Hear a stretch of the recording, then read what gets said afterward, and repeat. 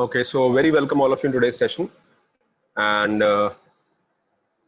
it's a weekly current affair. So see the list of topics that we'll be covering today. The implications of World Bank. Recently, it was in news. The World Bank ease of doing business was in news, so we'll understand. Because of the COVID-19, the wage hike issues are being discussed. How do we boost demand? So I'll discuss a little in the insight that how what should be the approach. Okay, as a student of economics, how we should try to revive the economy. Then right now, there's a very important issue between center and state that is going on, the GST compensation. So I'll discuss the history of the entire things, and we'll understand the problems. What is compensation of GST? We'll understand all that. Then there are some important topics like need of a common electoral roll. I'll be discussing. These are some small factual topics, which if time permits, I'll take, but they are very basic concepts. A very important news, states can have subgroups among the SC and STs. So we'll try to understand the background of this. The National Recruitment Agency, NRA. I think I discussed this topic in the last week current affairs as well. So this is the next topic. Then again, right now, the marriage age of and women health are being discussed. Some students wrote an answer also. They sent me the answer. So keep the good work, guys. And so that I'll be covering. Post that, a very important topic, NHDM, National Digital Health Mission. So we'll try to understand that. Right now, the problem in India and China, how the market can respond to this. Then there are some important topics, small topics like PVTGs and Andaman, Channa Patna toys. So these are some current-based topics which can be covered. So let's start with the first topic. India's ranking in the World Bank ease of doing business has improved spectacularly.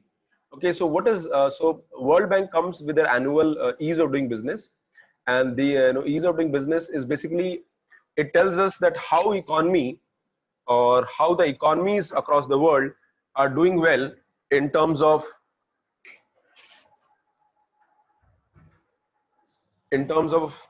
certain pointers given to various economies based on how the business can be easily done in that country. Okay, so they come with a annual publication, but recently World Bank has announced that it has halted the publication, and they want to review the process on the which the data was given. So let's understand. So citing irregularities of data, few countries, the World Bank has halted its doing business report. It will conduct a systematic review and assessment of data changes that occurred subsequent to the institutional data review process for the last 5 doing business report. So what World Bank has said, that the data which have been given by countries, they've been irregular, and also they want to review the process. And so how will it impact India? That will try to understand and get the nuances of that. Why India should be concerned? Well, India improved its ranking, and we are making a lot of effort to improve Make in India. What is Make in India? Make in India is like a strategic vision of India to improve our manufacturing capacity. And the idea mainly is to improve our manufacturing from 15% of the GDP to 25% of GDP in the near future, probably by 2022 or 25. So these are this is the objective of Make in India. And Make in India mainly looks at ways in which the businesses can be improved, especially from the manufacturing side. We all know that India is a country where the manufacturing or MSME is still not in comparison to developed nations. We import a lot of items from China, and that is because we have not been able to industrialize. And government is putting a lot of effort. And here, when the World Bank's report comes that now businesses can come in India, invest in India, because based on that report, a lot of business people will take that call. India's success in boosting its ease of doing business ranking is spectacular. From 142nd position on 14, India is 63rd rank in 2019. Policymakers celebrate to signals India's commitment to minimum government and maximum governance. So Modi government wants to boost the manufacturing part in India. In fact, in 2011 also, the previous government of Manmohan Singh, they came with a policy called National Manufacturing Policy, NMP. which was also on the same line. The only, so this was also about boosting the same thing as Make in India, but Make in India is more broader, it is more inclusive, and it is more mission mode. Okay, so these are the objective of Make in India initiatives. The World Bank decision to audit doing business report for last 5 years may soon cause discomfort by shining a spotlight on sharp rise of India's ranking. Okay, so let's understand how this will be. Now, why India should be concerned? Now, remember, a lot of people who criticize the ease of doing business report, they said that India has not done much on ground. They have rather taken advantage of certain methodological changes. Okay, so he said India's ranking is improved not because something very substantial on ground, but certain change in methodology and that kind of improved ranking. Another example of Chile was given. It said that Chile's global rank went down from 34th position to 67th position, but still, nothing changed on ground for Chile. So similarly, for India also, improving the report, in terms of numbers will not change something. The contrasting experience of Chile and India cast doubt on not just the country level data, but also change in the underlying methodologies. So see, critics will always criticize, but we'll try to understand that what changes it is going to bring to India, and how we should be adapting to the entire process. So agar ye the report data, it shows that India is not doing so well. It will probably be some maybe images, image of country might be impacted, that whatever government is doing, it is more it is more on it is less substantial and more on paper. Ease of doing business have a predicted power? That's a question mark. Well, rank has drastically improved, but nothing has changed on ground. For example, share of manufacturing sector has stagnated to around 16-17% of GDP, and 3.5 million jobs were lost from 11-12 to 17-18. Well, that is also multiple reasons are there. See, the problem in India's manufacturing sector is that we have a very narrow base. Narrow base means we manufacture only very few items in comparison to other countries in the world. Also, India is almost like sandwiched between China and the Southeast Asian economies. Okay, for example, Thailand, Malaysia, Indonesia, Philippines. Now, all these countries, they are very strong in manufacturing, especially China, and of course, these countries also good. So, because of that, we are still not able to compete them. So, our items of manufacturing are very few, and we have to make huge reforms in our economy so that manufacturing, it takes to the next level. The kind of advantages China and South Asian economies have, for example, infrastructure, rules, at the same time. But India has huge opportunity because India has huge market. We don't have to look for a market outside the world. We can look inside because India itself has a market of 135 crore population. Now, as per the data, annual growth rate in manufacturing fell from 13.1% in 15-16 to 0% in 19-20, as per national account statistics. India's import dependence on China has also shot up. In case of Russia, ease of doing business jumped from 120 to 220, but nothing much change on ground in terms of investment. So these are examples of other countries where the change in ease of doing business report did not change much on ground. China, on the contrary, attracted one of the highest capital inflows, but its ease of doing business ranking was low and hovered between 78 and 96 between the years 2006 to 2017. Well, I personally believe that government has done a lot of things. I would not completely believe what this article pointers are mentioning. But one thing is there, that India still has to bring a lot of factor market reform. And these factor market reform will only change things on ground. Factor market reform, I mean to say the reforms related to land, labor, easy capital, technology. Okay, so these are the reforms that we need to bring. For example, India is a country where land is scarce. Now, when land is scarce, you have to ensure that land is easily available to business people, or for industrialization, or for development. And for that, the best thing can be done is that you make easy laws. You ensure that land laws are easy and simple, where not only the agriculture gets to boost, but at the same time, the other sector also get advantages.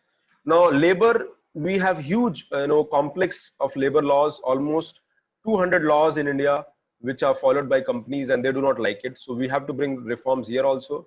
And of course, capital should be easily available. So these are some big reforms which are needed. And apart from that, one area which I believe can make the change in dynamics is infrastructure. If India has a very massive and good infrastructure, it can change the dynamic. I believe that in all the aspect, China, cannot compare in all the aspect. China has its own limitation, and China has a massive infrastructure in terms of road, railway, port, connectivity. The logistics is very strong, and that makes China very advantageous.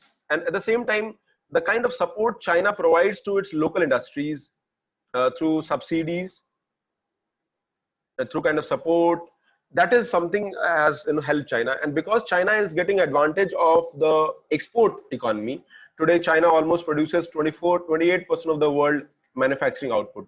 So जो भी manufacture होता है 28% is coming from China. Can you believe that?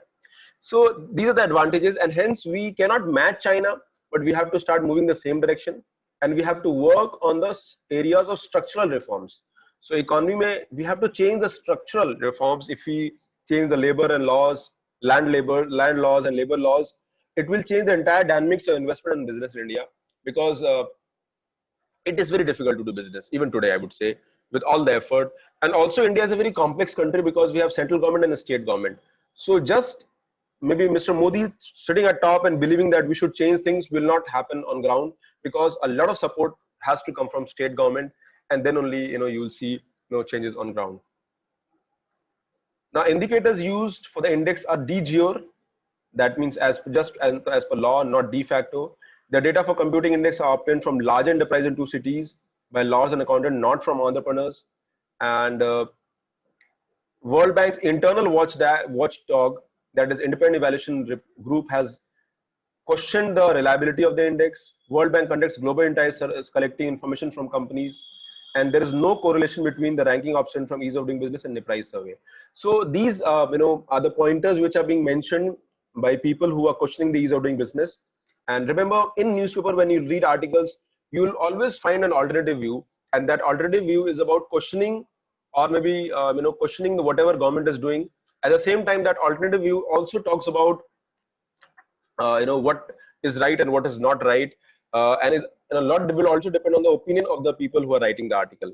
Now remember, when you read the article, you will use a balanced approach. You will not just follow what is mentioned, the points.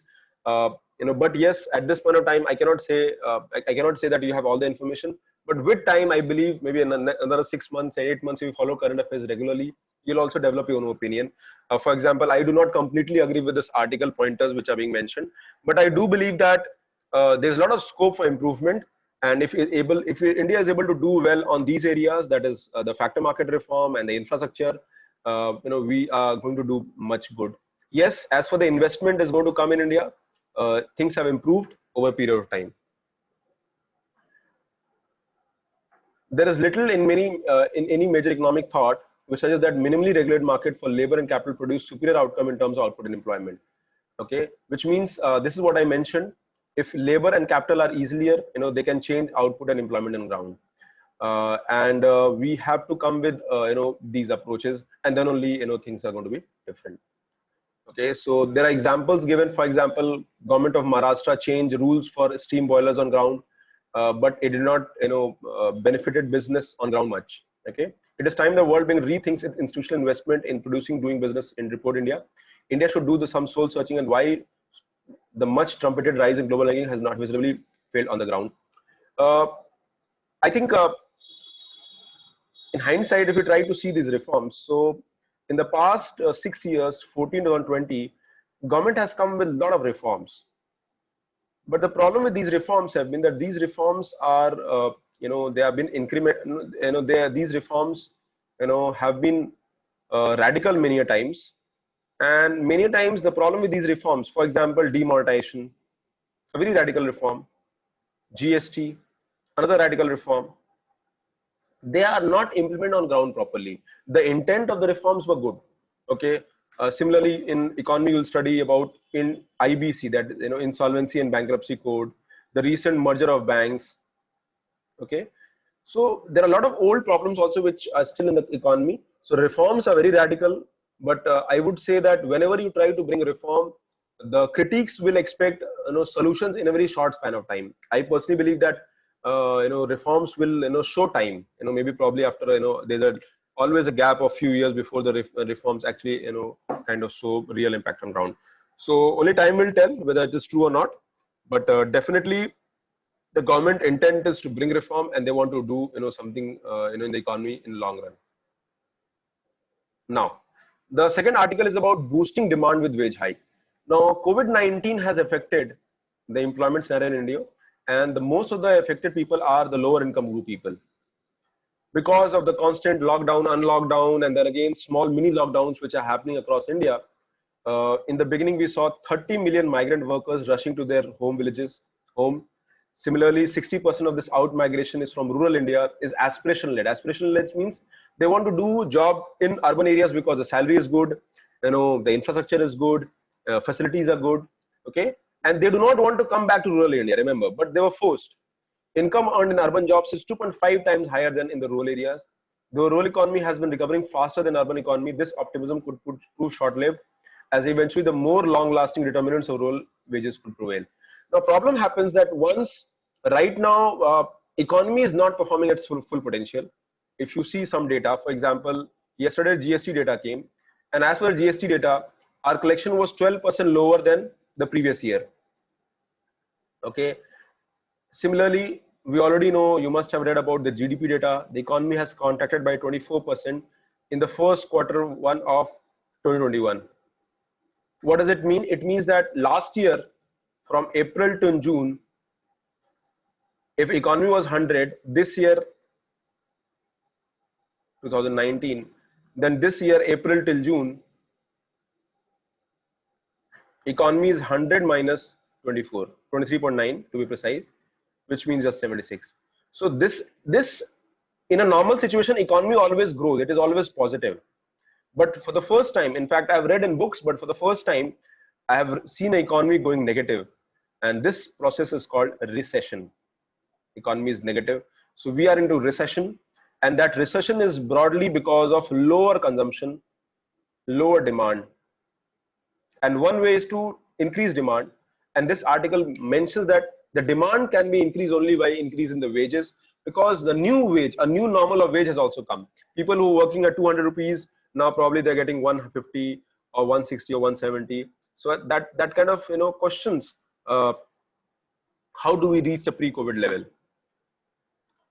What are the determinants of rural wages? Manrega wages. So government has raised the rural employment guarantee wages and outlays, but the government ne kya kiya? Earlier it was 182 and government has increased to 202 rupees. This is average wages.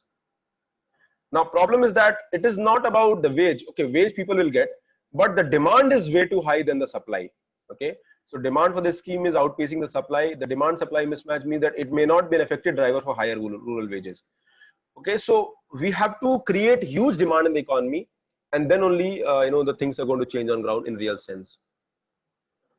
Low construction activities. Many rural areas, especially those without land, have become building labors. 70% of the construction is related to real estate, and property developers are dependent on funding from struggling non-banking financial companies. So the real estate sector is also facing problem, and I'll give you a little brief background about real estate. In the period of 13 till 13, the real estate was booming, and people were expecting huge returns in real estate market, and annual return was more than 20-30%, which means if you take a property of 1 lakh rupees, after 5 years it will be sold at 2.5 lakh rupees, which means you're getting a return of average 20-30% every year. Now, but most of this boom was like a bubble, and this bubble was because of the demand which was created in rural estate sector, and that was basically thriving on the black economy. Means if you go and purchase a flat of let's say 30 lakh rupees, the builder will say you pay 20 lakh rupees in white and 10 lakh rupees in black. Black means in cash. Now, which means that this was not accounted, and that was bad for the economy, because this was a shadow economy, a parallel economy. So what the current government did, they brought two things. The first thing, they brought RERA law, the Real Estate Regulation Act, which kind of made so many compliances, mandatory, Aadhaar linked or regulation linked, that the use of black money kind of came down. The second is, of course, the second part is, of course, the demonetization, which kind of sucked the black money from the economy for a while, though it came back, because there were some porous areas where, the money came back to the country. Black money came back in the system. But remember, it impacted the real estate and the demand plummeted. And this led to a decline in the real estate. Now remember, when demand plummeted, also because of not only these factors, but because also the other factors, that there was a bubble, which means the prices were more than what they should be on market. So prices kind of stabilized, and we are still not be able to recover from that, the bubble, and the demand has still not grown. In fact, in some areas of NCR and in many other parts, the builders, the big builders, they kind of manipulated, money laundering was done, and huge projects could not deliver the projects on time, and that kind of further reduced the demand. Okay, so real estate is another area which I believe is a very severely affected sector, and it is a very labor intensive sector. Jobs generate hoti hai yahan se. Okay, so what it says that, now remember, all these big companies, let's say there are companies who take money, so they take money from the non-banking financial companies. Okay, and but NBFC right now, in last 1.5 year, 2 year, we are facing NBFC crisis, and because of the NBFC crisis, the non-banking financial institutions are already under crisis, and that, so they are not able to give loan to real estate sector, and that is impacting the construction activities. But other part is, of course, the demand is also not there. Okay, now if the NBFC or the banks are not positive, so the lending might not be there, and the construction might not normalize, and these are the problems that the economy is facing right now. Okay, so rural wages coming back to normal real level is something that we don't expect in real time. So that is another thing. Manrega wages are low, even the demand is higher, but the demand is not there. So that is another factor. The rural wages are less, and the rising debt level, the third thing. What is the problem with rising debt level? Now remember, all the businesses, they have taken a loan, and when they take a loan, they have to pay. Okay, and when they pay, so they will try to reduce the cost. And this payment means that companies are under debt. And because of this COVID-19, the companies are not expanding, rather they are reducing, and they are trying ways in which the debt can be reduced. So naturally, the employment will come down, and even if the employment will be there, the people who have jobs, they will get less income. So increase in borrowing and foreign inflation over the last has increased the real indebtedness of rural Indians. This has affected the landowners who pay villagers to farm their land. This is likely to hurt their ability to pay high wages. So these are the three factors. First is low construction activities. So people going to urban areas doing the job. Manrega, the wages are still less, and the debt level in the businesses in the rural areas kind of have impacted the demand. Okay.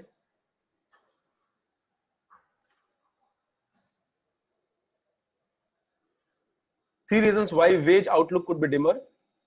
As migrants start to return to their urban jobs, their wage appears to bleak for three reasons. The first is, during demonetization, the workers could not find a job, and even they found, they were at lower wages. Then this right now, abhi kya ho raha hai? Let's say people lose the job. Let's think that people lose a job, and when they lose a job, now it is not about negotiating for a new wage, but it is about getting the job back even at the lower wages. So a new normal might come back, and here the falling wages are the first casualty. Remember, these are the labor sector, and the labor is surplus in India, and being surplus, they have lesser bargaining power. And because economy is subdued and businesses are not doing so well, though I personally believe that India is a very resilient economy. Day before yesterday, I was reading an article of Chief Economic Advisor. He said that economy will revive like a V shape. So there are indications of V shape revival, which means the economy will revive in a very short span of time. Probably in next 2 quarters, we are going to be back to the normal. But let's say time will tell. So the problem is that the low wages are the new normal. We find that both rural and urban wages are driven by economic growth. India's post-pandemic medium-term growth is falling by 1% to 5% does not bode well. So last year the growth was around 5%, and we were like this. Economy was going like this. and we were trying to revive. Then so this pandemic came and we came down like this. Pandemic means pandemic. COVID-19 is a pandemic. Okay. Pandemic means any disease which has a wider impact on the whole society and world. Okay. Epidemic could be in a small area. Pandemic means whole world. Okay. So if infectious disease spread to a small area, a city, or maybe a part of, that is epidemic. Okay. And if it spread to even larger area, that is pandemic. Because of this COVID-19, businesses are getting impacted. Labor market is getting impacted. The normal way in which the business work is getting impacted, and that is impacting the economy. Clear, Deepika? I hope that is okay. Now, how do weak wages could keep the demand subdued? Why demand? Why weak wages will demand subdued? Let's say I'm a labor and I was getting 400 rupees per day. But after this COVID-19, when I go back to my employer and I say, sir, I want to rework. Now my employer says, see, there's a problem. Economy is not doing so well. So I can't give you back the same money that you were getting earlier. So what I can do here is that as an arrangement, instead of 400, I'll give you, maybe 250 right now. And when the economy will revive, then I'll give you 450. Now remember, today it is not a matter of getting a good salary or getting to the previous level. It is a matter of maybe just getting money so that I can survive, and hence agree to that. Now imagine a situation that I was earning 400 rupees. So I was creating this much equivalent of demand in the economy. But if I'm getting lesser wages, so my demand will automatically come down. So getting good wages is a very primary prerequisite for demand. Agar aapka income acha hoga, you will create more demand. And at the same time, right now what has happened that people are postponing the luxury item or hike. You are not going to dine out. Today you're not going out to spend I remember I was having maybe I was having chat with a lot of my friends who are businessmen, and they were telling that they are practically operating at 20% of their 15% of their capacity than what they were there. The demand is not there, especially the luxury areas. The restaurants are practically closed. The sweet shops practically have no demand. So these are the problems which are there because people are postponing these things. They are focusing on, yes, the demand are there for kadas and the Ayurvedic item which can keep you strong and healthy, but not for areas which were kind of a normal thing during the pre-COVID level. So to offset this, policymakers, so how can we raise the demand? How can we increase the salary? And that is economic revival. Revival of the economy. That is the only thing. Tomorrow when you go out, you don't worry about that. Can I eat in a restaurant? Because today you think 10 times, can I go out in the restaurant even if you have money? Then other people think that, okay, I don't know. I have a job right now, but what if my company takes away my job? So hence I can't take it for granted. Okay, so that is where you kind of reduce your expenditure. I was reading another article which said that right now people working from home, they are able to save 5,500 extra than what they were doing in pre-COVID time, because this money was going in the areas like fooding, outing, all these areas, and that kind of saving is there. I'm talking about those people who have jobs intact. Okay, so this is a new normal that is happening. Now this money should come back in the economy, and then only demand will be there. In particular, policymakers will have to ensure that capital is allocated efficiently, and investment is the only way to increase country's capacity. So government wants that investment should increase. Government is putting a lot of effort. RBI has come with a lot of easy, policies, so that money can come back in the economy. But at the same time, there are problems. For example, businesses people are very wary. They are cautious. Business people feel ki, if I take a loan today, will I be able to pay the loan? So they are postponing the decision, and they are not taking the real call because you don't know how the economy will respond. Remember, economy always functions strongly and positively in a very predictable and stable environment. Right now, India is getting an average COVID number of cases of 80,000 per day. What if there's a second lockdown? We don't know. But if the cases go like this and suddenly it grows exponentially, then this can happen. The Delhi, which was almost controlled, and the cases start coming down to 500, 600. Again, the cases have gone up to 2,300, 2,400. And because people now, they're tired. They can't follow any more social distancing. Masks are practically non-visible.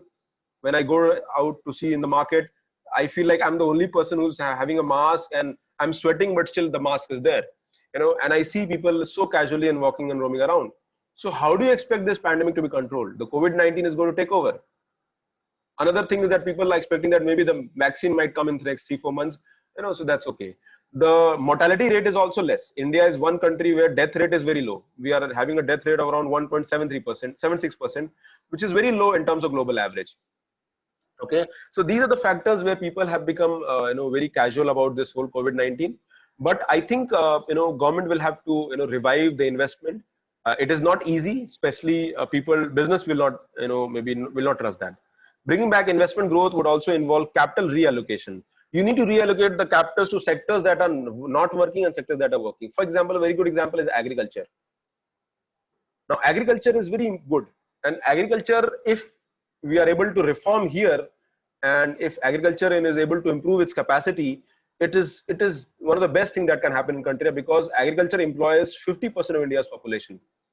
Fortunately, agriculture is the only sector which has grown by around 3.5 or 6%. So that is the only, maybe solace right now, or grace, I would say. The sector which was the least, certainty or very unpredictable has done well in the past few months. Improving insolvency and bankruptcy procedure is also a key step here. I'll leave this off. I'll be explaining this in the banking part.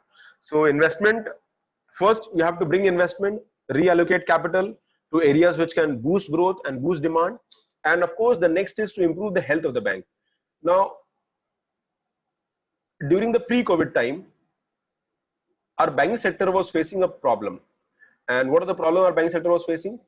हमारे bank के जो NPAs थे, they had gone up.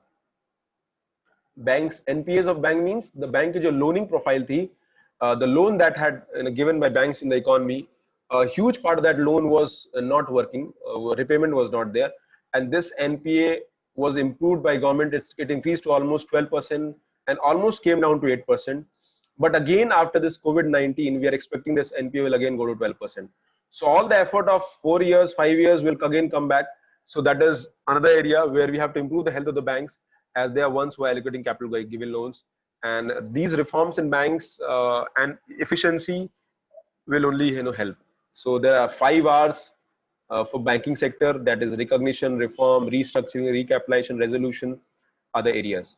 Okay, so in short, how to increase the demand? Pehle to you reallocate the capital, you allow the capital to turn into investment, and at the same time you improve the bank system, because banking system provides the loans and capital in the economy. Okay, so we'll see how time will tell. Supply disruption caused by reverse migration won't last long, but led by lower wages. Demand could remain weak, requiring policy intervention. So right now we need some very innovation, and one innovation. Now a basic question comes in: how do you revive the economy? Abhi COVID-19 with this problem that you are witnessing, what is the way forward? How do we revive the economy? How do we bring the pre-COVID level, maybe the positivity or hope? Now remember, that cannot come, but yes, government can come with a lot of innovative measure. Now one of the ways is, of course, government coming with a fiscal support or stimulus. Okay, which means government pumps money in the economy, and this pumping money will generate demand. Now question comes in, how, where you pump money? This money pumping can be the huge infra projects. So people will start working, the demand, income will be there. And when you have income, the demand will be there. Or some kind of support schemes. Okay, support schemes for businesses, loans, which already government is doing. So this is the way forward. But only problem is that this stimulus will involve cost. And government is already in debt. And if right now our debt to GDP ratio was around 70%.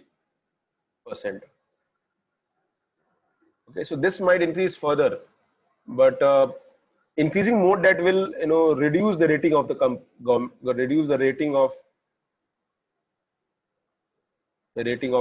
government of India, and it will lead to higher cost of loans.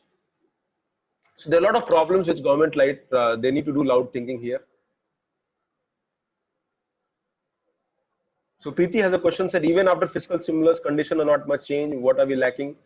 Well, there are multiple things, Preeti. The first thing is that just mere giving fiscal stimulus will not change on ground things, because even if you give money to people, are they investing? Are they using the money or not? For example, if this infra projects involves a lot of people and people get jobs, let's say government starts massive infra projects. For example, government is thinking of employment program in urban area. Abhi aaj hi padha maine employment program in urban area like Manrega. Now this employment program in urban area will give jobs and people will have income. But what if the people who have income will not use this money in the economy? Rather, they use this money only in the essential areas. Okay. What if they do not use the money? They use this money only in the essential areas. So that is how the demand not will revive. I personally believe the demand will revive only when the economy is normal. Okay. So let's, time will tell how things will be there. But still, government will have to stop fighting, keep ensuring that the normal, things come back to at least things which can go on a normal way can, keep continuing doing that. Okay.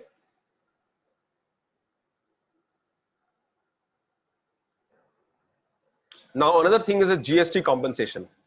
Now before GST compensation, let me give you a brief background about what GST is all about. Okay. So GST is called Goods and Services Tax, and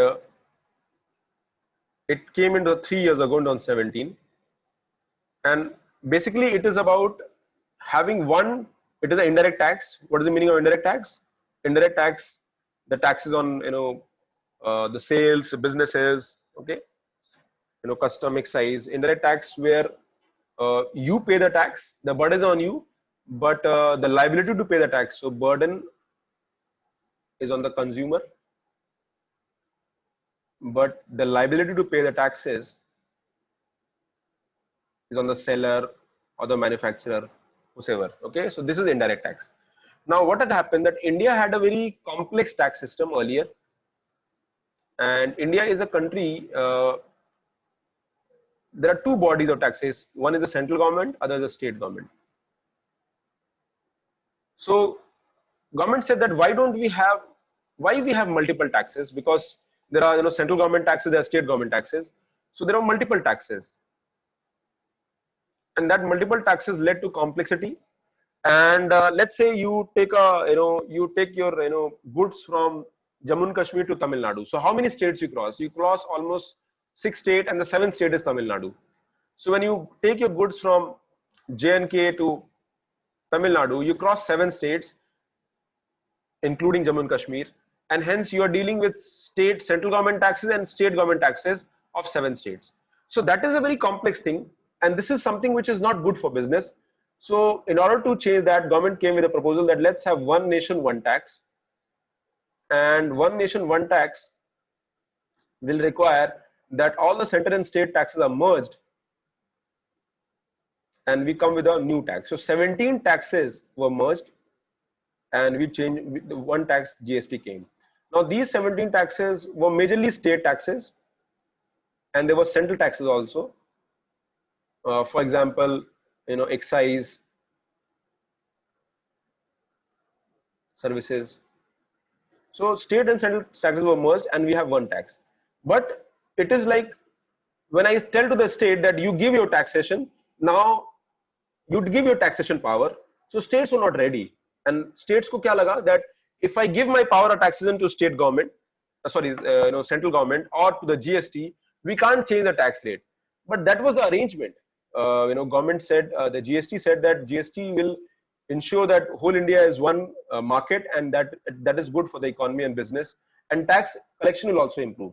But states felt that I have 10 taxes where I can increase tax whenever I want, and if I am facing less revenue, I can impose taxes, more revenue can increase. But when I give up the power of these taxes, I won't be able to increase my revenue, or I will also lose the autonomy, the power to tax. So state were reluctant. Then central government explained, don't worry, not even a single penny will be lost. And every year it was assumed that state taxes will grow at 14%, And if the GST revenue is less, then central government will compensate them through a provision called GST compensation tax. Okay, so when all the 17 taxes are merged or 8 tax ho gaya, so it said that these taxes will be done in two parts. One is the central government and the state government. And the states who are losing revenue because of this GST because of giving up the power to tax, government said that we will compensate you 14% every year. We'll assume that every year your tax will go 14% and we'll compensate you with the GST compensation revenue, and this will be for 5 years till 2022. So things were going pretty well till maybe last few months, and this COVID struck. Because of this COVID thing, the economic activity has come down, and the tax collection has also come down. Okay, so when the tax collection and economic activity both has come down, now the central government commitment to the state government saying that we will help you. The central government committed to the state government that we will give you the compensation that we have promised earlier, was not happening. So the conflict kind of started between them. The state government said that you give us the money that you promised. So government of India is saying, see, this is COVID-19 and tax collection are going down. So how can I give you? And the collection of the tax is not happening. So it is very difficult for us to give. Now the state government is saying, see, you promised, and central government is saying that, see, it is an act of God, we can't do anything, and let's create a new mechanism. So state government ka kehna hai that no, it is a commitment that you made that every year you will compensate for every tax revenue that we are losing. Also, the tax revenue should grow by 14% every year. So you have to compensate both, not only the last year's tax, but the tax revenue should also increase 14%. Now, naturally, central government is not in a situation to pay because central government already has the revenue constraint because of the lower tax collection. So what central government proposed that you take a loan, I'll give you a loan, and you can the interest on the loans, there'll be two interests, the interest and the principal amount. So you don't pay the interest on interest, but you pay the interest on principal amount. Now this is where state government are not happy. They are saying that, see, you're not committing. They are saying that you give us money and don't charge the interest and all. You arrange money from whatever source. If you want, you can print money, because government of India has the option of printing money or taking loan from the market, but the state government cannot take because they will need approval from central government if they want to take loan from the market. So these are the conflict that is going on. So this GST reform had a good intention, but on ground, whatever was the expectation, जो भी हमने GST से expect किया था that revenue will increase like anything, that has not happened, and that is a problem. So central government is blaming the state government is blaming the central government, and this, maybe the ball is, in your court and the ball is in my court, is going on from past few months, especially in the COVID-19. Now, because try to understand the India's the fiscal structure, or try to understand the India's federal structure. In our federal structure, we have central government and we have state government, right? Now, broadly, the implementation is done by the states only. The central government has only few areas where it is directly involved with people. For example, look around yourself. Just go outside in your city and look around yourself. How many places you will find central government and how many places you find state government? You will find that state government is omnipresent.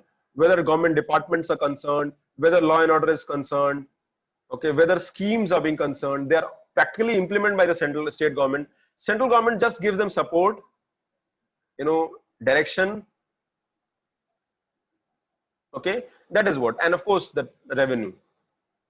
Now here, what state government claim that in this entire COVID-19, we are the people on the ground who are fighting. हम लोग fight कर रहे हैं because the health is under us. Health is a state subject, so health is under us, and we need a lot of revenue. And you just give the direction. Okay, do this, do that, do this, do that. Quarantine people, lock down this, don't lock down this. So you are saying, a number of things every day, and for that we need revenue, we need support. But you're not doing that. Okay, so at least help us with the revenue part, and that is the only way forward.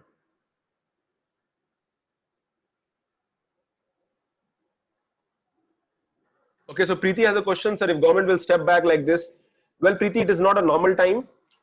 First of all, even central government is highly under pressure because of the COVID-19, and at the same time, central government have some huge challenge. For example, they have a defense requirement. A recent in the border skirmishes has actually increased our defense, requirement up.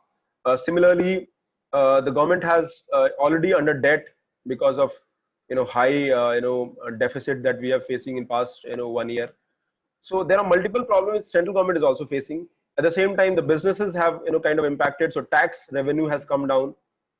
Okay, so the problems are at multiple level. It is not that central government, is doing something that it is doing as a luxury, but they are doing it because they have very limited options. So maybe central and state government should sit and which should decide what is the way forward, and maybe middle way should be found. And in a federalism, in a federal structure, both central and state cooperation is the way forward. But if you see who are complaining, it is the opposition CMs who are complaining. Okay. So I think, instead of complaining, the state government should try innovation from their end. They should also try, and of course, central government should maybe help them in whatever way possible, because government does not know when this COVID-19 will end, and government will have to prepare it. I was reading an article where it said that government is probably planning for second package around festival time. Maybe when the COVID-19 will be relatively better. Festival means, of course, the Dussehra and Diwali. So the second package, but again, it will require revenue, right? So there are multiple problems. The problems are central government, state government central government can say any. The problem are at all levels. Everybody is facing problem. Okay, so let's understand.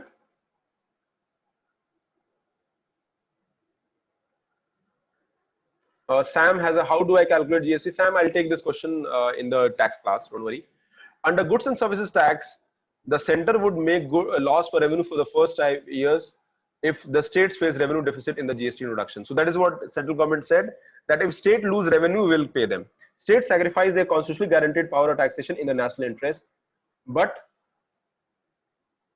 so abhi kya kiya? In order to compensate, so they came with a concept called GST compensation cess. Okay, and they said that we will put a new tax called tax on tax. So after cess, after tax, after GST is imposed on certain items, which are luxury items, for example, tobacco, car, there will be a new tax called cess. So cess is basically tax on tax. So it's like double tax. Okay, and ye jo cess wala paisa, this money will be given to the state governments for the revenue losses. Okay, so that is GST compensation cess. To pay for the compensation state, GST compensation cess was introduced. When GST compensation state exceeded the amount that it has to be paid to the state, the central government absorbed the surplus. Jab zyada aaya, the central government took the money. Now the economy has slowed down dramatically and the resources are insufficient. The center is also raising the question whether it is legally accountable to pay compensation, and the constitutional framework that assured the GST does not provide an escape clause like Act of God. So now central government is saying that, see, revenue is less, so how do I pay you? We don't have an option, and hence take loan. Let's give you a loan. Now state government is not ready to take that loan because they know that if I take the loan, I have to pay that loan back with interest, and that is a problem. So central government or state government ka ye jo problem hai, that the problem is also because because central government and state government both are facing huge revenue challenges at their end. Okay? As stated by Secretary of Government of Council of India, the central government could raise revenue by other means for compensation, and this could be recouped by continuing cess beyond 5 years. So उन्होंने already कह दिया Government of India that the cess which was for 5 years, it will continue till the time revenues are recovered. But what state government is saying? State government is saying, see, it is not about revenue you give me after 5 years. I'm talking about today. What about today? Today, the money I need is today. When the economy will be normal, they will get money. But today, the economy is not normal, and you should give money today, not tomorrow, and that is a problem. So monetary measures are monopoly of central government. Even borrowing is more efficient and less expensive. It is undertaken by central government. As equal representative of the citizens, state government expected to the center to demonstrate empathy and provide them relief through Consolidated Fund of India. What is Consolidated Fund of India? ये treasury है India का. It is like a treasury. Article 266 of Indian Constitution. So, so the people, the experts are saying that maybe central government should try and create mechanism where they help the state government, especially in the revenue losses. The central government should continue legal provision GST and act in the spirit of cooperative federalism. So that is the way forward.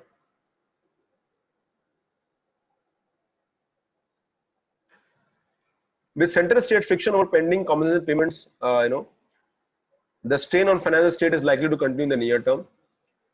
GST being a consumption, now GST I've already discussed, it's not needed, so you can leave it these points. There's one more aspect. GST, there are two kind of taxes. Taxes broadly are of two types. One is called people who have not read taxation, don't worry, because taxation is a part which I cover in the advanced economic lectures in detail.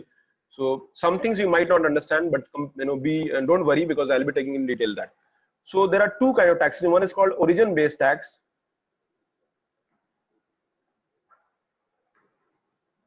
and other is called destination based tax.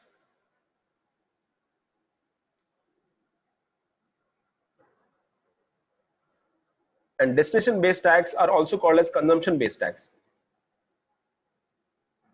I'll give an example. For example, so we have states like Tamil Nadu, Gujarat, Andhra Pradesh, Karnataka. So these are manufacturing states, remember, manufacturing states.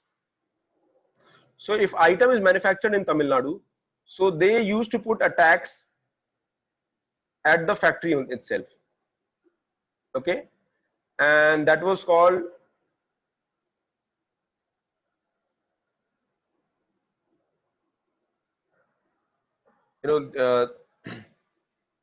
that was a tax which was imposed on the goods basically. Now here the 1% tax, it was called CST, Central Sale Tax. Now sale tax was under state government, but in this what happened that now production is happening in Tamil Nadu, let's say, but people in UP are consuming, right? So, but the tax is imposed here, not in UP. And this revenue goes, this is called central sale tax. Because why central? Because there are two states involved. So the revenue will go to Tamil Nadu instead of UP. And so all the manufacturing states like Tamil Nadu, they were getting advantage. But GST is a different tax. GST is not origin. This is tax which I just discussed was a origin based tax. Okay, but GST is a destination based tax, which means wherever the item is being sold, for example, consumption is happening in UP, so tax should be in UP, not in Tamil Nadu. Now, because of that, Tamil Nadu as a manufacturing state will lose revenue. अभी tax पहले Tamil Nadu में ही लग रहा था और revenue Tamil Nadu को जा रहा था, but now the tax is being applied in UP and GST regime.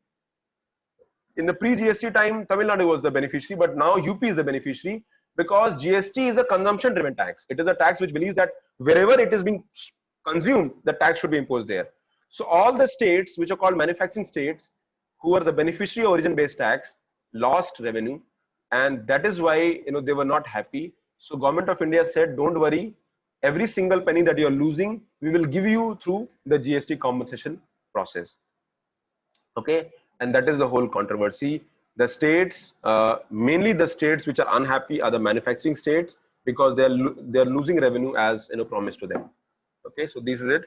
So due to the compensation based nature of GST, manufacturing states like have feared a revenue loss, and thus GST common cess was introduced to compensate for the possible revenue losses for manufacturing state.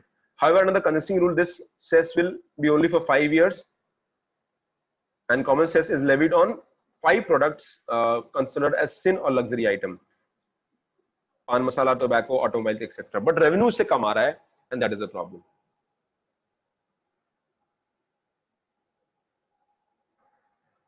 Now one more thing, GST has one more good thing. It has a concept called input tax credit,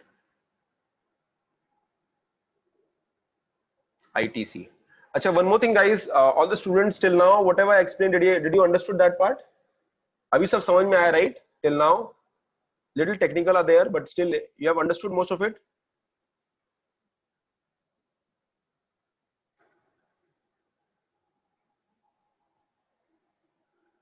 Anybody who's facing problem can tell me. I can go slow, guys. Don't worry. Okay, good.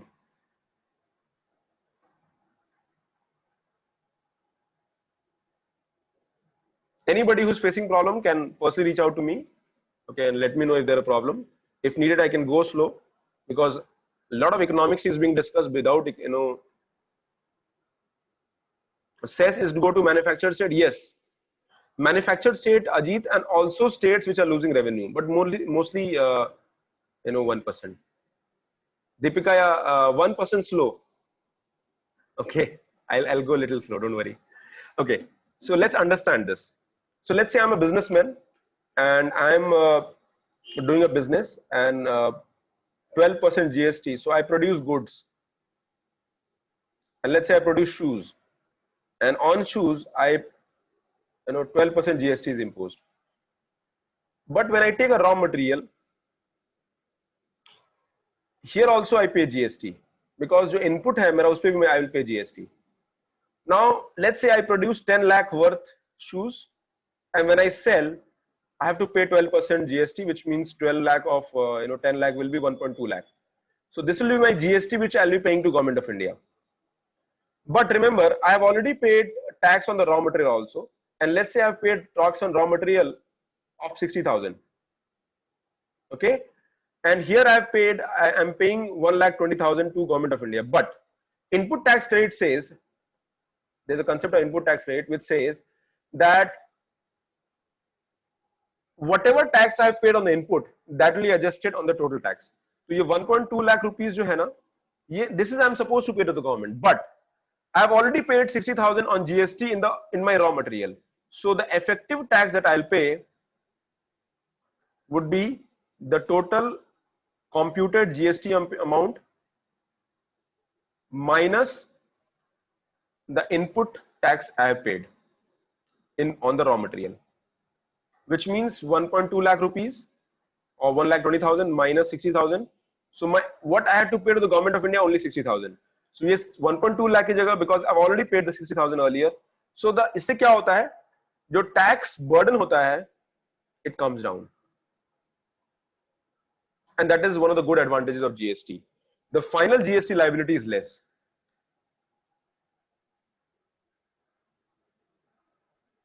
Okay, and this is called input tax credit, and that is a very good advantage of the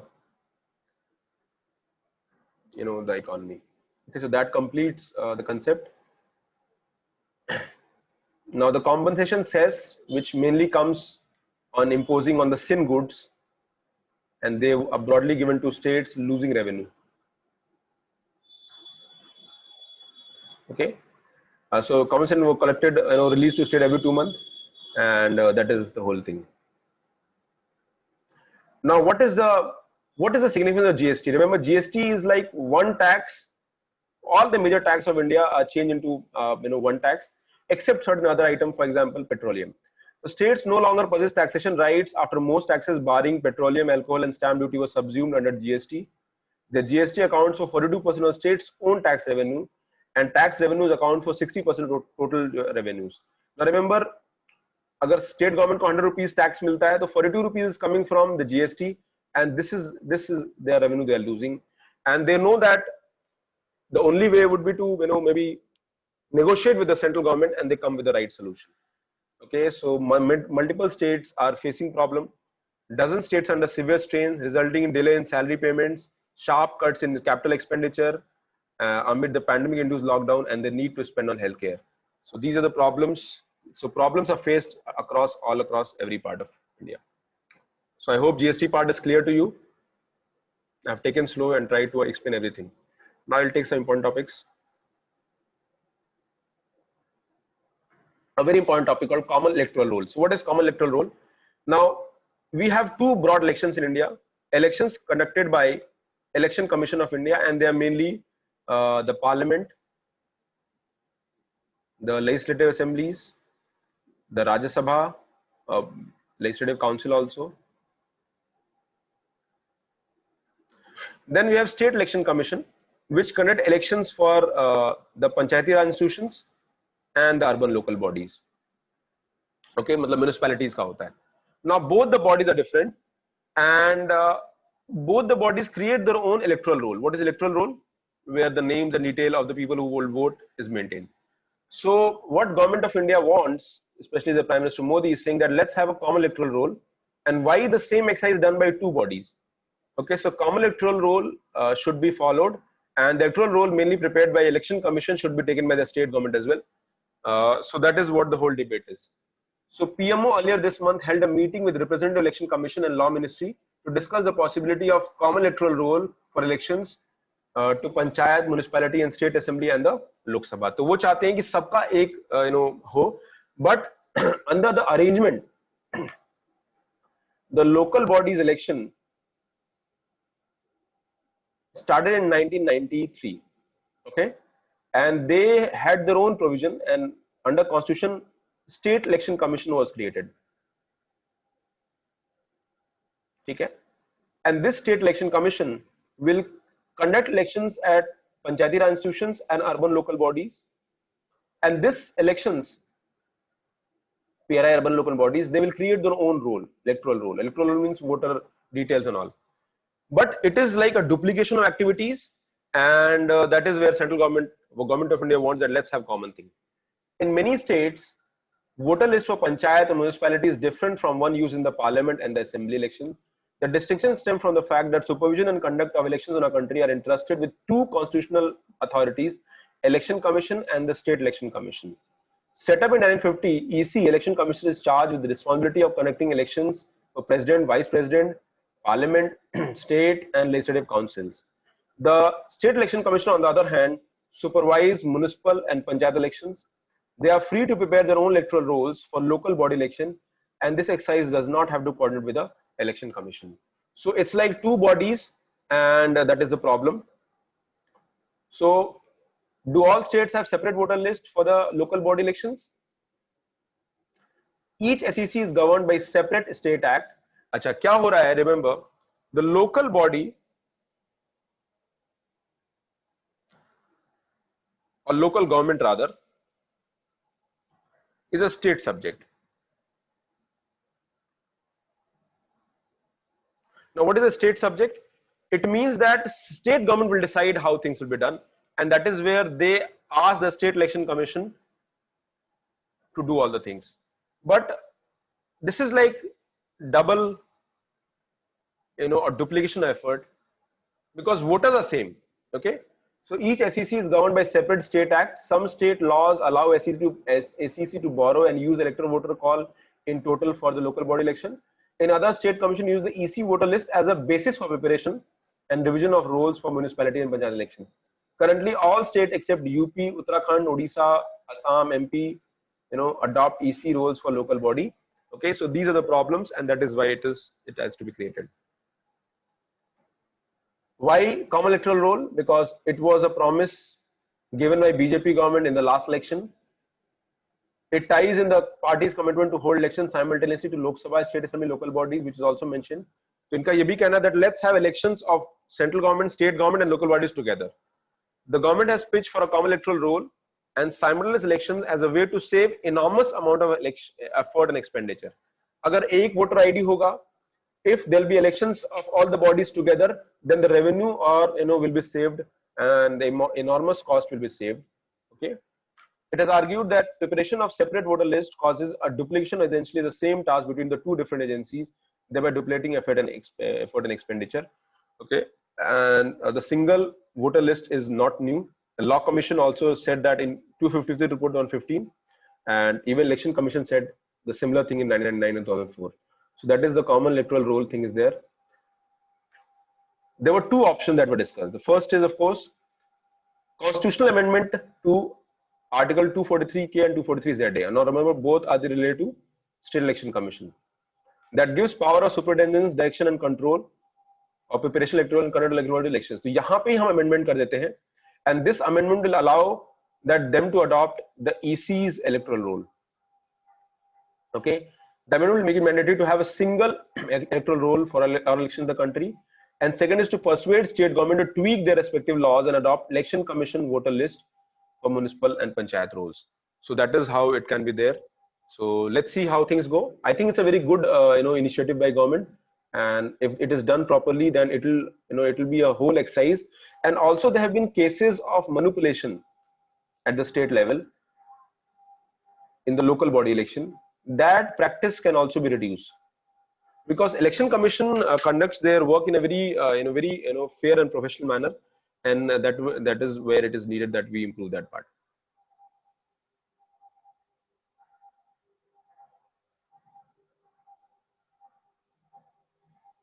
Okay, so that completes. Now one more topic here: National Recruitment Agency taking jobs closer to people. Now we all know that in India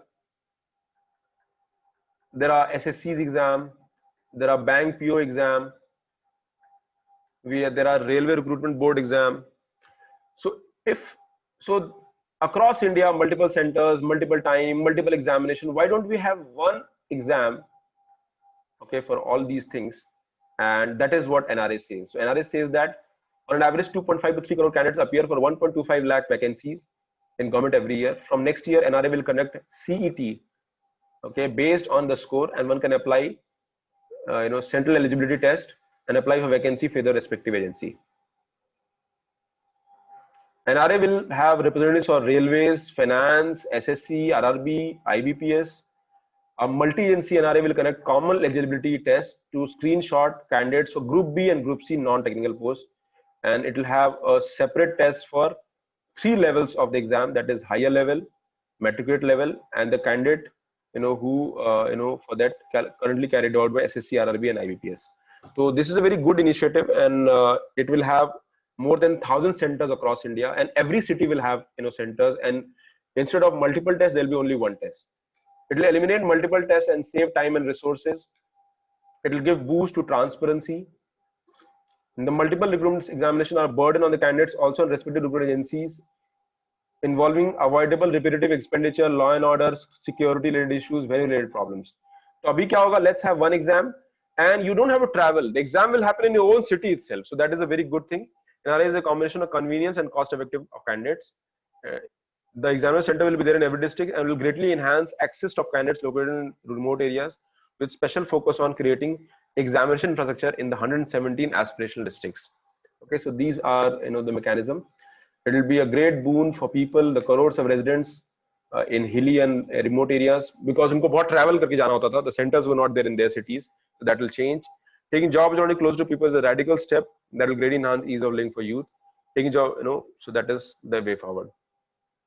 Okay, so that is NRA, National Recruitment Agency, and I think this is an important thing, and I think a lot of people in government are thinking right thing. The only thing is it is implemented on ground in right way. Now this is a very important news, guys. Should I give a break? Is it okay? Should I continue? I think almost 1.5 year has happened. 1 hour 40 minutes has happened. So I hope you are okay, right? If you want, I can give 5 minutes break or 2 minutes break. It is okay? No break. Continue. Okay. Kiran, anybody who wants to break 5 minutes? Okay. Preeti, you want 5 minutes? Okay, you have 2 minutes break. Okay, you have 2 minutes break, and not more than that. But don't leave the class. This topic is very important, right? Okay, okay. I'll take slow. Don't worry.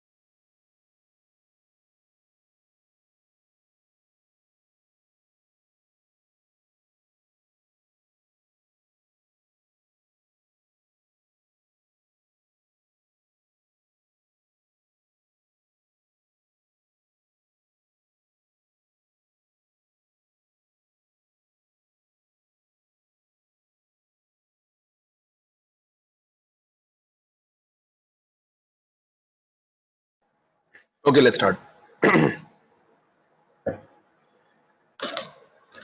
Now I'm audible, right? Okay, start. So, so reservation in India,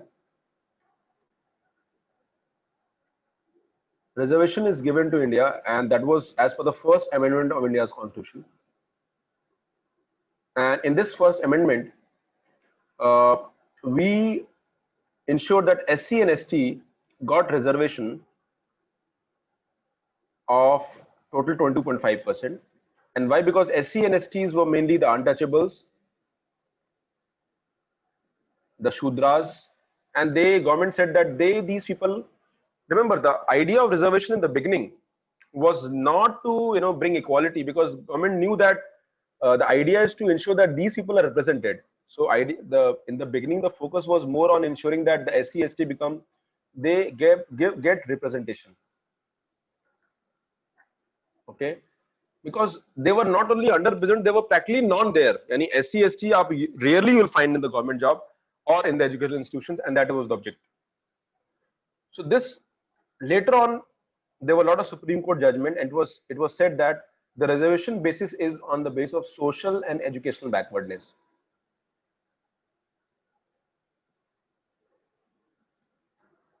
In 90s, the OBC reservation also started, and so the reservation was extended to these people as well. But the problem was that when the reservation was given, certain people of maybe this SC ST got benefit. In OBC, there was a concept of creamy layer.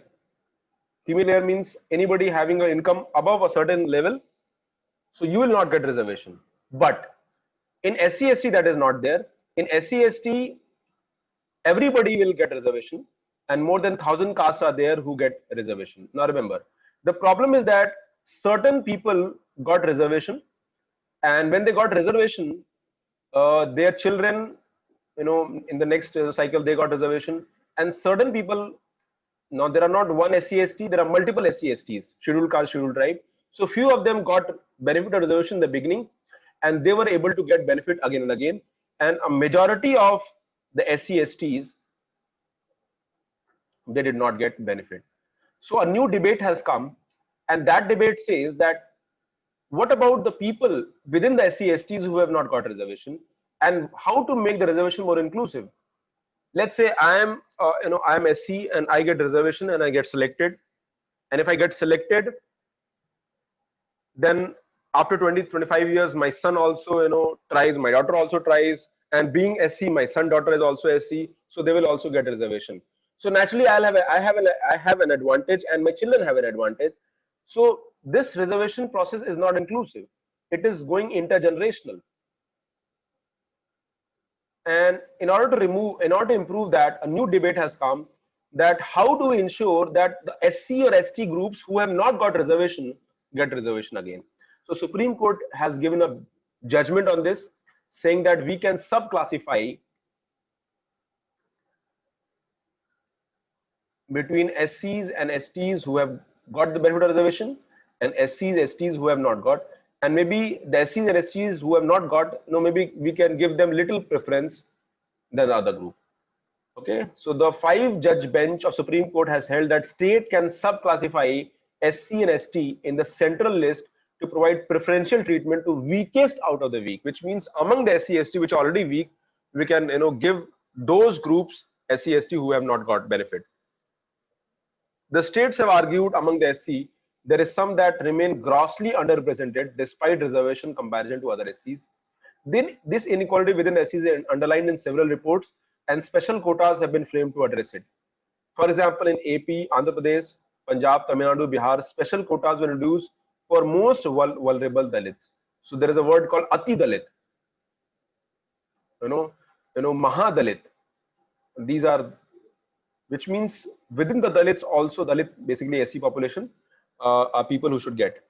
In Bihar, Mahadalit Commission was set up, to identify the caste within SC they were left behind. The judgment, now this judgment is kind of ensuring that whatever state government want to do, they can do it. But there is a problem. Remember, ये जो SC list है, it is decided by central government.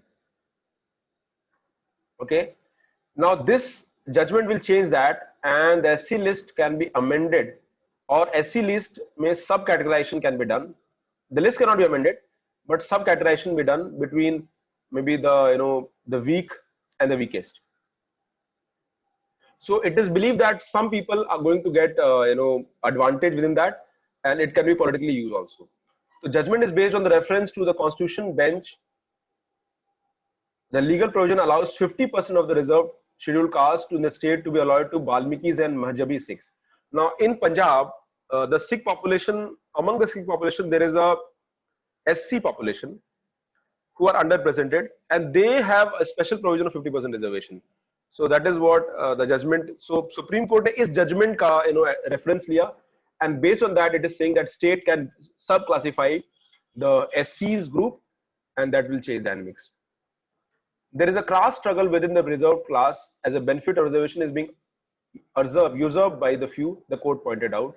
The million-dollar question is how to trickle down the benefit of reservation to the bottom rung. It is clear that caste, occupation and poverty are interwoven. That means they are interlinked. The state cannot be deprived of the power to take care of the qualitative and quantitative difference between the different classes to take ameliorative measures, said the judgment. So that is what earlier allowed nahi tha, now it is allowed. Okay. And Supreme Court has overruled the earlier judgment, because earlier judgment which came on 4, it said that states cannot do that. So with this, bench took a contrary view, another bench of 5 judges. The judgment held that allowing states to unilaterally make a class within a class of members would amount to tinkering with the president list. So ये SC/ST की जो list होती है, it is a presidential list. It is created by central government and President of India approves it. So that is why the old judgment said कि अगर ऐसा हम allow करेंगे, that is like maybe जो president की list है उसमें छेड़छाड़ करना होगा, and that is why we don't want to do that. The judgment is significant as it fully endorses the push to extend the creamy layer concept to the scheduled caste and scheduled tribe.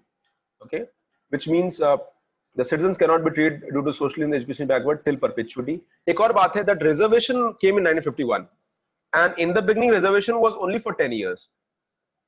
But now the reservation, it seems like, when will this SC/ST community will improve, or the OBC will improve? So a new debate has come up that how do we ensure that within that reservation group, people who have got benefit, they should not get it again, and rather we should try to create mechanism where people who have not got benefit so far should get it. So new demand is coming every time, and there are new struggles are happening for reservation, and the society is being divided further. What is presidential list? Constitution, by providing for the special treatment of SC and ST to achieve equality, does not specify the caste and tribe called SC and ST. This left the power to central executive, the president. As per Article 341, those lists are notified by president and called SC/ST. तो वो SC/ST का जो list है, that is notified by the central government on presidential order. So caste notified SC is one state, may not be SC in the other, and these vary from state to state to prevent dispute as to whether a particular caste is accorded reservation or not. So ये सारा problem है. And but this is overdone, and now right now there are 1263 SCs in the country. A presidential list. Okay, I'll explain quickly. So Article 341 of India's Constitution, Deepika, it says that जो SC/ST का list है, it will be prepared by central government, and central government on authority of President of India, which means President will notify. And this list is called presidential list. And this list will have the list of all the people who are SC/ST and who have the benefit of reservation. ठीक है, तो ये list SC/ST बताएगा. Remember, one more thing is that one SC in one state might not be SC in other state. In other state might not be there. Okay, so in one state a group is called scheduled caste, but in other state it is not SC. So these things are also mentioned there. According to annual report, there are 1263 SCs in the country. No community has been specified as SC in the Arunachal Pradesh and Nagaland. Okay, यहाँ मतलब अरुणाचल प्रदेश नागालैंड में कोई भी SC नहीं है, and Constitution treats all SC as a single homogeneous group. And now what this judgment says, that this group must be divided into two groups: the SCs and who have got the benefit, and the SCs who have not, SC/ST who have not got the benefit. तो इनको हम अलग से reservation देंगे within the same list. within the same 22% of 0.5 इनको अलग से benefit देंगे. Okay, so that is the presidential list. Okay, so that completes. I hope that is okay. Arguments against subcategorization. What is subcategorization? There are some people who are saying it is not good because if you allow the state government to change it, that will have political repercussion. Election aayenge, so every SC group will want that they should become under subcategory. Okay. Argument is that the test or requirement of a social and educational background cannot be applied to SC ST. The special treatment given to SC is due to untouchability, which they still suffer. Okay, उनका ये कहना है कि the SC population, ST population, they are still untouchable, so they should be treated the same way. Further, petition argument allowing state to change the proportional reservation also bears the perception that such decisions will be made to appease one vote bank. Election आएगा, so maybe vote bank will be there, and that is why president list was envisaged, so that state cannot do such things. So these are the debates, but I think that is the right thing. Judgment reasoned the sub classification with the presidential list do not amount to tinkering with it. हम list change नहीं कर रहे हैं. Within the same list we are sub categorizing. No caste is included from the list. The state only gives preference to the weakest of the lot in the pragmatic manner based on statistical data. The preferential treatment to ensure even distribution reservation benefits to the more backward is a facet of right to equality. The judgment observed. तो उनका कहना है that the people who have not got benefit, they should be given certain privilege and advantage within the same group, and that is the way forward, and that will ensure right to equality, and that will bring inclusion in the reservation process. So that completes this judgment. I'll take one more topic, two more topic, and then I'll close for the day, because there are certain other topics these are current issues, you can cover them on your own.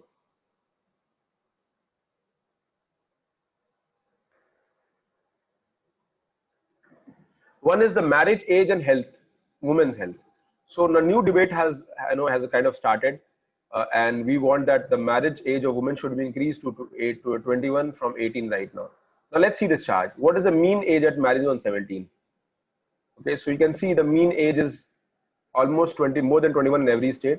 But does it mean that everybody is getting married at more than 21? No, because still a huge section of population, especially in the backward state, UP, Rajasthan, Odisha, Madhya Pradesh, they get married at below 18.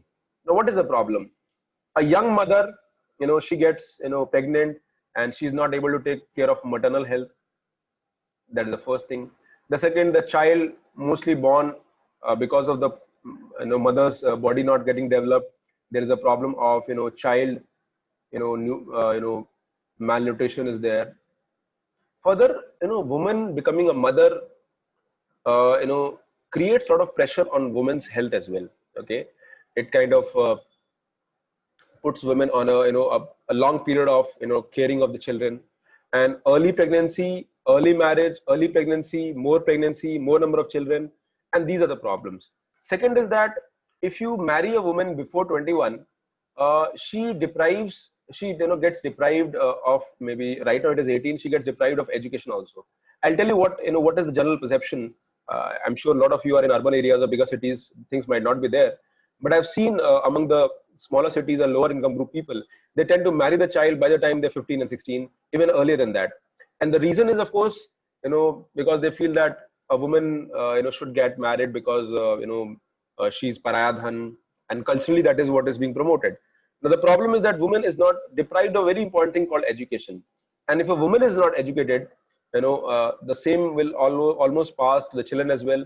The family will not be there, and that is where it is important that not only the health of the woman is taken care, but at the same time the education is also being taken care, and that will change. So you can see this woman married before 18 age. Can you believe that? 54.2, and even today it is this is sources National Family Health Survey. 27% of women are getting married before 18.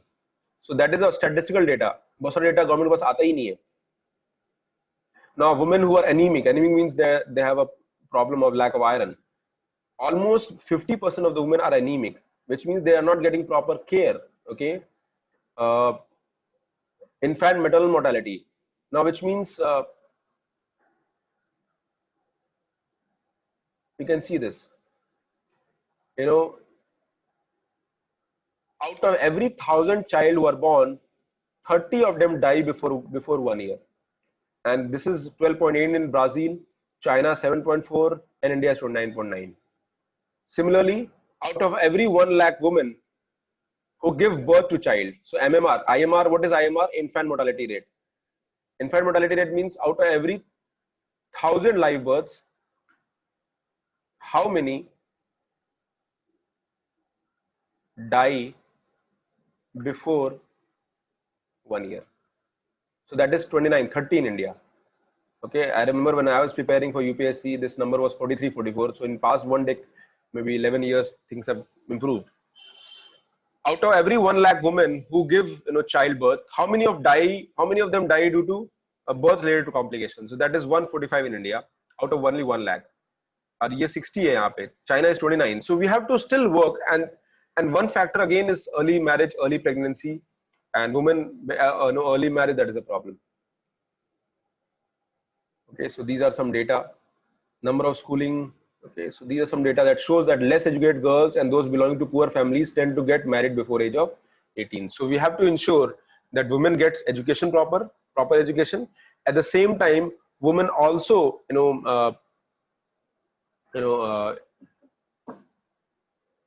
get married at a late age.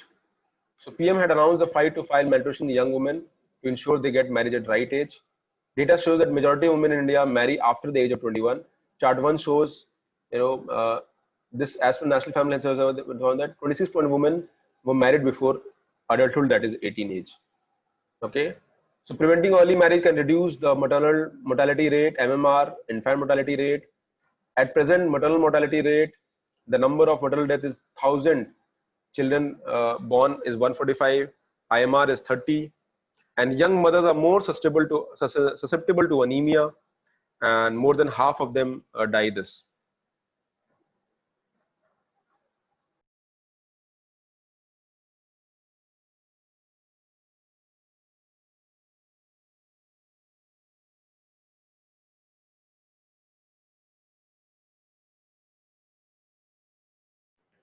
Okay, what delayed the marriage can alter?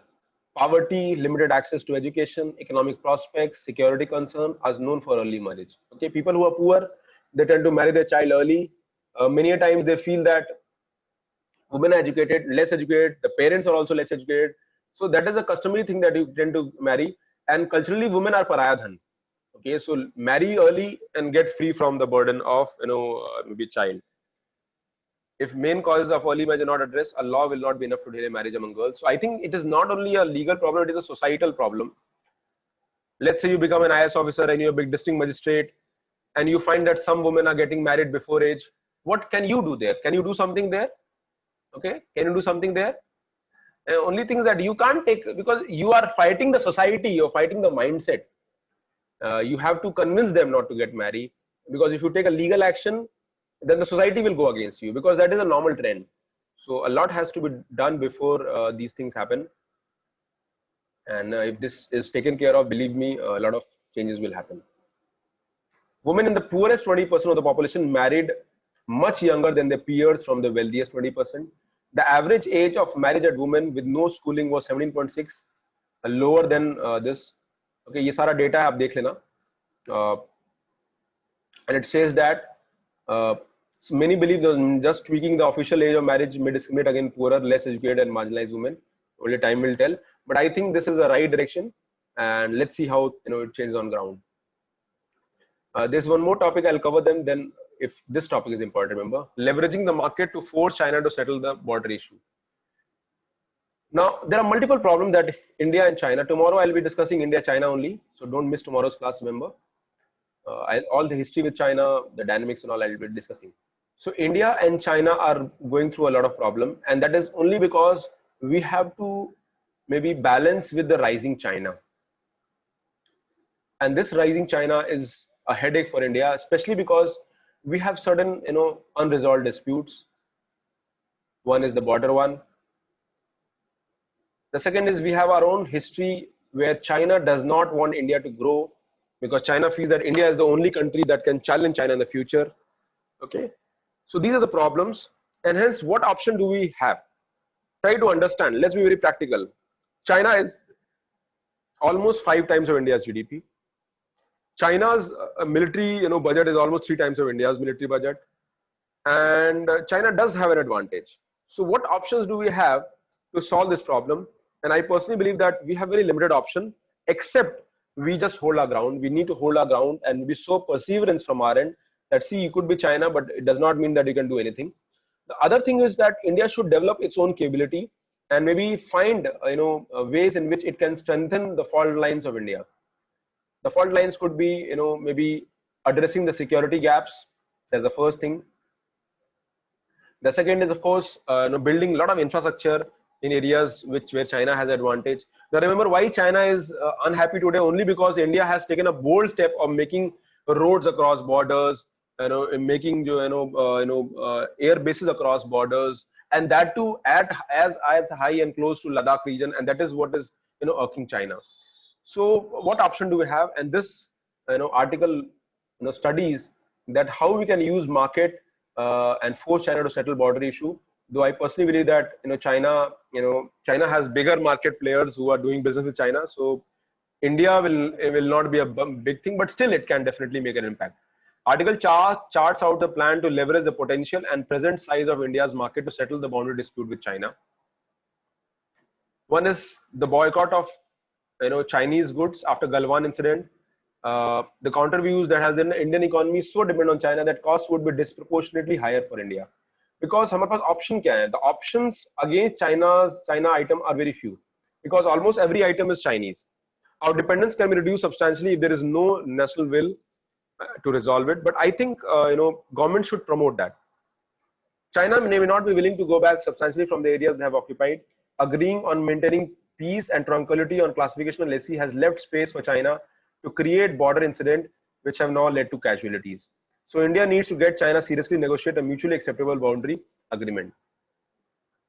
How can market be used? A market को कैसे use कर सकते हैं as a leverage? The size of Indian economy, market and potential in the coming years could provide considerable leverage. But to use this leverage, Indian individual consumers as well as firms have to accept that there will be a period of adjustment. अभी मुझे कोई सामान चाहिए and the item is from China. So till the time there is alternative investment, alternative option is available, even it is costlier from maybe other country that can be used, but then it is difficult. Remember, the Chinese have a competitive advantage and integral to global supply chain, but whatever they sell can be made elsewhere in the world. Most of what we import from China was and can be made in India itself. With volumes and economy of scale, the cost of production in India would decline as it did with China. Why items are cheaper in China? Because of course they produce in masses. And there is a concept in economy which says that if you produce more in number, economies of scale. अगर आप ज़्यादा number produce करते हो, the cost per unit item comes down, and that is where it is important that we also produce on mass scale. For example, when you produce a Chinese item, it's 100 rupees, and Indian item is 140 rupees. So we have to bring the cost closer to 100 rupees. Then only Indians will look Indian items as alternative, and at the same time, you have to create mechanisms where Indian items are qualitatively, if not better, at least par with Chinese. Okay. Initial focus should be on items which are still being made in India, where imports from India have been increasing. If the RBI let the currency depreciate in real terms, it would be equivalent to increase in the import duties of about 10%. Okay. So currency depreciation will kind of help our exports. Currency depreciation का मतलब क्या हुआ? $1 equal to 70 rupees, let's say. And if this $1 equal to 80 rupees, which means it will help whom? It will help the exports. Export cheap हो जाएगा. And now remember what our Prime Minister Modi said on the Mann Ki Baat on the Sunday. He wanted that Indians should try to capitalize and make the toys in India, because toy market is a very big market, remember, and India has all the capability. But to look around, you will find Chinese toys across everywhere. China's specific safeguard duties and use of non-tariff trade should be used in segments like electrical appliances to let Indian producers. Government should also facilitate the flow of finances for expansion, provide technical support for testing, improving quality and lowering cost of production. So आपको India में you have to promote manufacturing. At the same time, we have to be competitive. The third thing, they need support from the government in terms of packages, interest, cheaper loan, interest, and then only that will change. Remember, today only government has banned 118 apps, including PUBG and all. So which mostly are have Chinese presence. Remember, in critical areas such as active pharmaceutical ingredient API क्या होता है? जो भी हम remember, India is a pharmacy of the world, and being a pharmacy of the world, we are the major producers of drugs and the medicines in India. But the raw material for this to producing the drugs is called API, and this is mainly sourced from China. So we have to, in critical areas, we need to vigorous approach to procure from elsewhere and have early production in India. The government could provide support for environmental compliance to bring down the cost of production. This would create demand for domestic goods and services. There are also strategic sectors where we would try to reduce vulnerability, slight scrutiny of Chinese FDI, Chinese 5G participation. Already ये ban कर दिया है government India ने. Chinese FDI already under radar of the government. In critical areas like solar panel and grid storage batteries, private investment for manufacturing in India would be triggered by assured government procurement. So that is what we need. We need to, we can't use the, direct war because China are strong. Remember, war to nahi hoga. It's very difficult to have a war, but they have an advantage, and that advantage is psychological. And Chinese are very smart in playing mind games, very smart. And what they are doing right now, they are playing mind games. They will try to do something here and there, and that is not good for us, because with mind games, they have an advantage, and the whole state machinery is with them. So definitely, India also knows that these are mind games. It is not a long, it's not a small, maybe a time where we will be able to resolve this. I think maybe decades will go where we will be able to solve it. But we need to start right now. It is a maybe wake up call. There has to be some progress in the last few years in the assembly and validation, especially in the smartphones. Government is providing incentives for greater validation and phase manufacturing in India. Chinese firms are major player in this space. This needs to be disturbed for the present. This need not be disturbed for the present. तो अभी क्या है, हम लोग बहुत कुछ कर रहे हैं, but a lot needs to be done, and a sustained and great economic response in recent, Chinese conduct on the border is needed. We should signal India's firm resolve and willingness to bear the cost. China should choose us and settle the boundary amicably and have full access to our market, or we could work together and make this Asian century. तो देखने वाली बात है क्या होगा. I personally believe that it is a pressure tactic, and China is using all its might, because China is trying to deflect the problem from this COVID-19 situation. Remember, COVID-19 mein, China is a very closed economy. Closed means they are a secretive country politically. So we do not know how many people have died. As per China, the COVID-19 is practically controlled. But I do not believe that. I do not believe that, because it might be controlled right now, but I believe lakhs of people must have died in China, because when you know everything about when you know so many things about a disease and still you're not able to control it, think about when there was nothing information, no information over there for China, to start from scratch. So naturally, COVID-19 में जो नुकसान हुआ है China का until, there are a lot of unhappiness among people against their own government, and maybe this China India, they are trying to deflect the situation from their domestic problems, and of course economically also the Chinese must have faced job losses as we are doing in India. So only time will tell how we are able to do that. Now, one more topic, and then I'll close for the day, and it's an important topic. The rest one you can read them. These are current based topics, basic factual ones. National Digital Health Mission. Okay, so what does it mean? It's like I'll create a, so right now we have a scheme called National Health Mission. Under the National Health Mission, we provide free, equitable, and affordable healthcare. Now, let's use technology here, and let's make a digital ID, and that digital ID will be mapped with all the information. For example, if you go to doctor, that would be there. If there is a report, the soft copy of the report will be there. After 5 years, if you go to the doctor, and if the doctor want to check your history, he just has to log in on your ID, and all the information will be there. So this National Digital Health Mission is a is a mechanism where government believes that the health for all is your future, is what our vision is, that hum sabko health provide kare. And let's have a centralized repository for information on health of every citizen, and that is the way forward. Promise to transform the national healthcare with the aid of technology. क्या क्या होगा इसमें? The health ID will be there, personal health records, DigiDoctor, e-pharmacy, telemedicine, health facility registry, all that thing would be there. It is based on principle of health for all, inclusivity, access, affordability, education, empowerment, wellness, portability, privacy, and security by design. NSDM will build the block necessary to create an integrated digital health infrastructure with its key building block, health ID, DigiDoctor, health facility, will bring together disparate stakeholders and radically strengthen the change India's healthcare delivery landscape. NDHM is also purposeful towards achievement of UN United Nations Sustainable Development Goal of universal health coverage.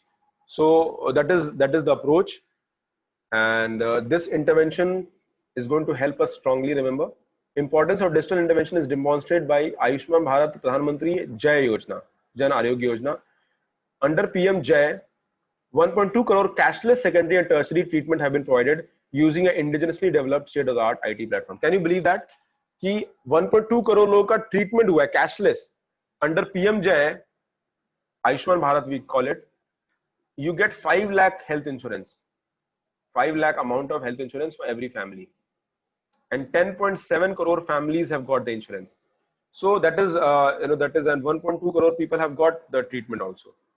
Okay, so similarly we have Arogya Setu app, which is for contact tracing.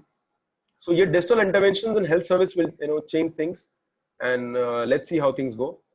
So, but remember, what are the principles? It is voluntary in nature. Let's say you don't want to create a health ID. So, okay, its absence does not mean that आपको healthcare नहीं मिलेगा, but you don't want the data. Okay, use of Aadhaar is also not mandatory. Okay, you can choose the health ID, through mobile number or email ID, whatever way. Data sharing based on content. आपको कुछ भी share करना है data regarding your health. It is based on you. You want your health data to be shared or not? Because there is also a chance that your data can be manipulated. Okay, so that is something that is that needs to be controlled. The consent of health data owner is required to access this information or part of it. The consent can be withdrawn anytime. The personal record will enable citizens to store, access the health data, provide them with more comprehensive information, empower them with control over the private health record. So that is data share. And the laws, all the NSDM are basically compliance with laws and fundamental right, which means right to privacy hai, wo sara rahega, which means your data cannot be shared. It will be shared only on your personal consent. And the idea is to reach out to the unconnected population. So these are the objective. So ये digital mission का एक proper objective है, and maybe that will also lead to create mechanism where we will able to help our population to self-reliance and Atmanirbharta. Okay, so these are the objectives. So that is all for today. Now coming to let's go to the index.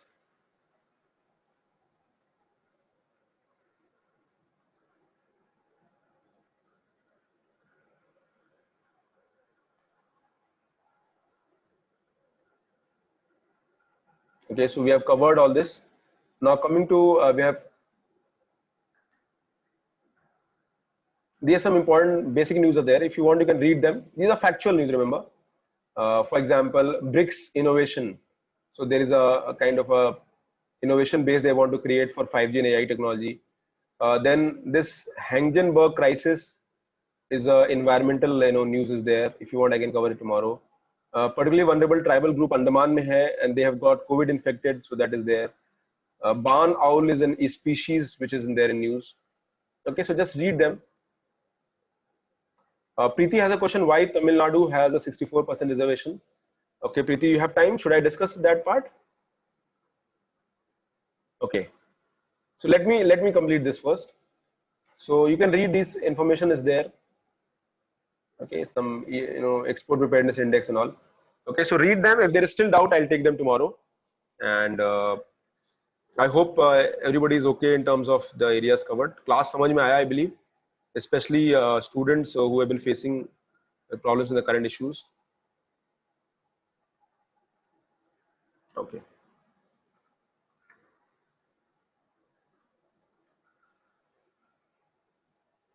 Good.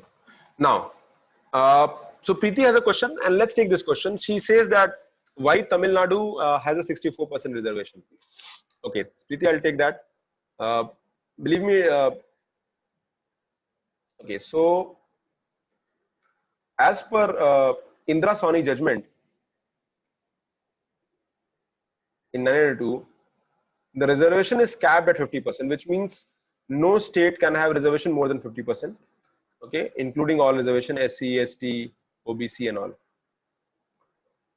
But states like Tamil Nadu and of course Jharkhand also, they have reservation who have crossed this limit, and there are two multiple reasons. First is Tamil Nadu's population. As per the data they have given, or as per the data record they have, more OBCs and SC, ST in comparison to national average. And there is a provision called Ninth Schedule of India's Constitution, and in the Ninth Schedule, if any law is brought here, okay, any law is brought here. So in a normal situation, if you make reservation more than 50%, and so the Supreme Court can struck down the reservation because you have crossed the 50% limit. But if any law is there in the Ninth Schedule, the judicial review of that law is not possible. But the laws which were added after 1973 can be, even if they're in Ninth Schedule, they can be, judicial review can be there. So ये जो Tamil Nadu का जो है, the case is already there, and what government said, the Supreme Court said that why you have crossed the 64% limit. So they gave the data telling that we have more OBC, SC, STs. So Tamil Nadu, the Supreme Court said that okay, that case is still pending, but they said till the time you increase the number of seats in the parliament, in your colleges, so that the general category, which means this 50%, if it is increased 64%, so the people who are losing because of this increase in seat should also get that. So but this case is still pending right now, and that is a special provision was done for Tamil Nadu by amending, by creating a law for them and putting them in the Ninth Schedule. So that is the problem. Remember, Preeti, I hope you got samajh mein aaya pura, because for that you need to understand the history of reservation, and then you will be able to understand. Did you get it, Preeti, or not? I think you must have got some little bit, but not entirely. Do you know Ninth Schedule, Preeti? आपको Ninth Schedule पता है?